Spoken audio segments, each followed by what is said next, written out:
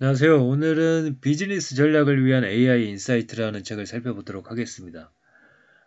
사실 이 책에서 핵심적인 부분은 기업들이 AI를 활용해서 어떻게 경영 혁신에 성공했는가 여러 가지 사례들을 소개하고 있는데요. 이 부분들에 대해서는 다음 시간에 살펴보도록 할 거고요.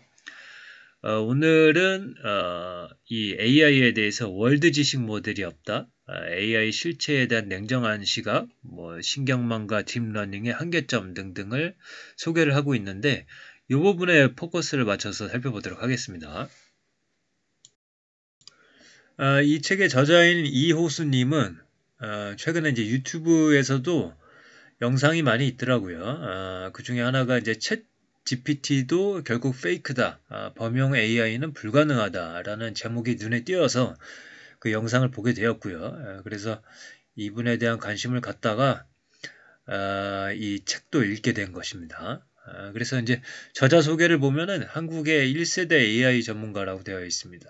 서울대학교 카이스트에서 전자공학을, 미국 노스웨스트 대학에서 인공지능 연구로 박사학위를 받았고, IBM 왓슨 연구소에서 1985년부터 2005년까지 이제 근무를 하셨고, 그다음에 삼성전자와 SKT 등에서 근무를 하셨습니다. 최근에는 다양한 영역에서 AI를 이용해 새로운 비즈니스 아이디어를 창출하고 성공적 혁신을 이룩한 기업들의 비즈니스 모델을 연구하고 있다. 이 부분에 대해서는 다음 시간에 살펴보도록 할 거고요. 먼저 2018년 9월 스탠퍼드 대학의 제리 카플란 교수는 카이스트에서 인공지능 다시 생각하기라는 제목의 주제로 강연을 했다. 그는 AI가 비약적으로 발전해 인간지능을 뛰어넘는 특이점이 곧 올 것이라는 일부 미래학자들의 의견은 과장된 주장이라고 했습니다. 이렇게 지나치게 과장된 원인은 세 가지로 꼽을 수가 있습니다. 첫 번째는 과학적 사실에 근거하지 않은 영화나 드라마 등의 엔터테인먼트 산업. 두 번째, 사실적 근거나 확인 없이 확대 재생산되는 일부 언론의 흥미 위주의 기사. 세 번째, AI 연구 프로젝트 자금을 따내기 위한 일부 연구자들의 과장된 포장 등이다. 그래서 특이점은 과장된 주장이라고 이야기를 하고 있습니다. 역시 페이스북 수석 AI 과학자인 얀 루크는 이렇게 이야기를 합니다. 내가 가장 좋아하지 않는 설명은 딥러닝이 뇌처럼 작동한다라는 말이다. 사람들이 이런 말을 하는 것을 좋아하지 않는다. 왜냐하면 딥러닝은 생물학에서 영감을 얻기는 했지만 뇌가 실제로 하는 것과는 거리가 멀기 때문이다. 그것을 두뇌처럼 묘사하는 것은 위험하다. 그것은 과대 광고로 이어진다. 사람들이 사실이 아닌 것을 주장하고 있다. 그들이 AI가 결코 성취할 수 없는 것을 주장했기 때문에 AI 겨울을 여러 번 겪어왔다는 말을 하면서 AI의 능력이 지나치게 과장되어 왔음을 인정했다. 그렇다면 이 머신러닝이든 이 딥러닝이든 이런 방식의 한계는 무엇일까라고 했을 때 책에서 이제 소개되고 있는 그런 사례들인데요. 사진들을 보시면은 이것에 대해서 AI가 잘못된 해석을 내리고 있는 것을 볼 수가 있죠. 첫 번째 사진을 거친 도로 위에서 말을 타는 여자라고 이야기를 하고 있는데 여자는 사실은 말에 끌려가고 있죠. 두 번째는 비행기가 비행장의 길 위에 파킹하고 있다. 이것도 이제 잘못 인식을 하고 있고 세 번째도 사람들이 해변가에 서 있다. 그렇게 해석을 하고 있죠. 사실 허리케인이 닥쳐가지고 이 물이 이제 범람을 했을 때 거기서 이제 피난하고 있는 모습인데요. 그래서 대부분의 인공신경망이 주요 물체만 인식하고 겨우 초보 수준의 인과관계만을 해독할 뿐인지도 모른다. 객체 간의 계층관계나 작용하는 물리적 힘, 인과관계, 사람들의 정신 상태를 이해하지 못하면 데이터를 제대로 해석할 수 없다. AI는 세상에 대한 지식과 추론 능력이 없다. AI 연구자들이 오랜 동안 고민하고 연구를 해왔지만 성공적이지 못했다. 현실 세계는 잘 정돈된 닫힌 실험 공간이 아니기 때문이다. 그 다음에 세상이 꿈꾸는 범용 AI는 요원하다. 그래서 이제 마이크 폴라니의 명시적 지식과 암묵적 지식을 소개를 하고 있습니다. 명시적 지식은 말 또는 글로 표현할 수 있고 수록할 수 있는 지식이죠. 그러니까 대상화할 수 있는 지식들. 반면에 암묵적 지식은 형식으로 표현될 수 없는 그런 지식들이죠. 근데 오른쪽에 그림에 보시면은 95%가 암묵적 지식이라고 그러죠. 인간의 지식이요. 경험, 생각, 능력, 행동 등등. 그러니까 대표적으로 이제 자전거 타는 법, 이런 지식들이 암묵적 지식이라는 거죠. 명시적으로 의식화되어 있지 않지만 암묵적으로 복잡한 제어를 실행하는 과정이 항상 작동하고 있다. 그래서 뭐 예를 들어서 발의 각도를 어떻게 한다? 발의 회전은 왼쪽이 아래로 가면 오른쪽 다리가 위로 올라간다. 뭐 95도 뭐 힘은 어떻게 준다. 이런 식으로 명시적으로 표현되는 그런 지식이 아니죠. 자전거 타는 법은요. 그냥 타다 보면은 몸이 여러 가지 정보들을 그 표현할 수 없는 정보들을 어떻게 내재화시키면서 그것에 익숙해지는 과정이 있는 거죠. 그래서 명시적 지식과 암묵적 지식으로 나눌 수가 있고 이 암묵적 지식을 이 AI가 현재는 구현할 수가 없기 때문에 그것을 해내야지 범용 AI로 갈 수 있는 길이 열린다고 할 수가 있을 텐데 지금의 방식으로는 전혀 그렇지가 않다라고 설명을 하고 있습니다. 그래서 지금부터는 이 자율주행 자동차에 대한 이야기를 한번 해보겠습니다.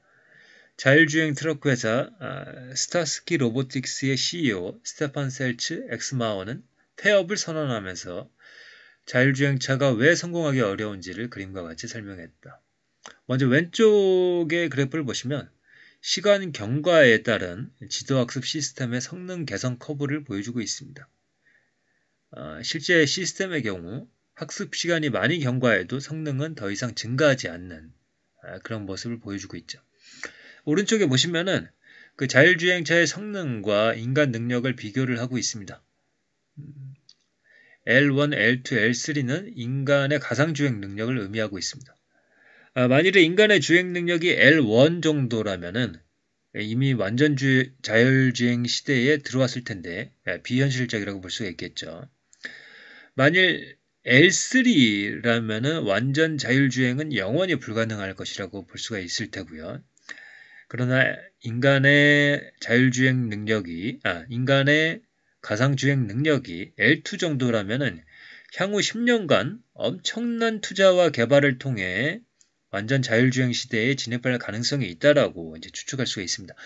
그러나 이렇게 L2 단계에 이르기까지 시간이 오래 걸리고 자금을 많이 투자를 해야 되기 때문에 버틸 수 있는 기업이 없다라고 설명을 하고 있습니다. 그리고 이제 테슬라의 자율주행 자동차가 트럭과 부딪힌 사고인데요. 어떤 트럭이 이제 사고가 나서 이제 뒤집어진 상태였는데 그러니까 트럭의 흰색 그런 부분들을 하늘로 착각을 해가지고 자율주행 자동차가 그냥 가서 들이받은 거죠. 앨런 머스크는 자율주행차와 관련해 여러 번 말을 바꿨다. 2015년 포천가의 인터뷰에서 완전 자율주행차를 2년 안에 완성할 수 있다고 이야기를 했고 2016년과 17년에도 비슷한 말을 되풀이했다. 2019년에는 내년 말이면 자율주행차가 고객을 만나게 될 것이라고 했고 2020년에는 올해 안에 출시된다라고 말했다. 그런데 2021년에 들어와 말이 또 바뀌었다. 일반화된 자율주행은 어려운 문제다. AI의 큰 부분을 풀어야 하기 때문이다. 자율주행차 개발이 이렇게 어려울 줄을 예상하지 못했지만 돌이켜보면 어렵다는 게 명백했다.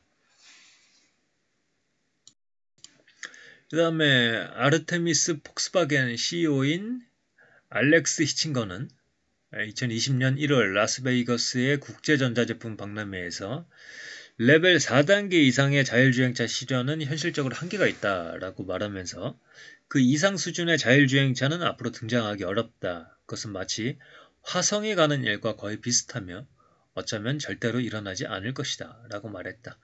여기서 이제 앨런 머스크가 이제 화성 이야기를 하니까 그것도 의식해서 이야기한 게 아닌가 싶습니다. 그래서 이제 이 고속도로에서 뛰어나온 어떤 사람을 인식하지 못해서 자율주행차가 쳐서 사람을 사망에 이르게 한 사고도 있었고 이러한 사고 사례들은 AI의 한계를 뚜렷이 보여준다.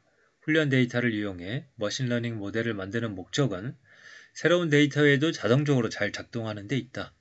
이를 일반화 능력이라고 한다. 하지만 보통 딥러닝으로 훈련한 심층 신경망은 계층과 파라미터가 많기 때문에 일반화를 이루기가 어려워 훈련 데이터를 얻은 유사한 상황이 아니면 잘 작동하지 않는다.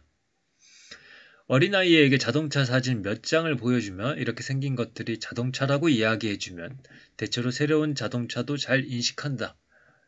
이런 관점에서 인간은 빅데이터가 아닌 스몰 데이터를 활용하는 존재인 거죠. 이 일반화란 인간처럼 몇몇 케이스만 보고도 이해를 하거나 심지어 배우지 않은 것도 학습이 되는 상황을 말한다. 그러나 AI는 이런 능력이 없다.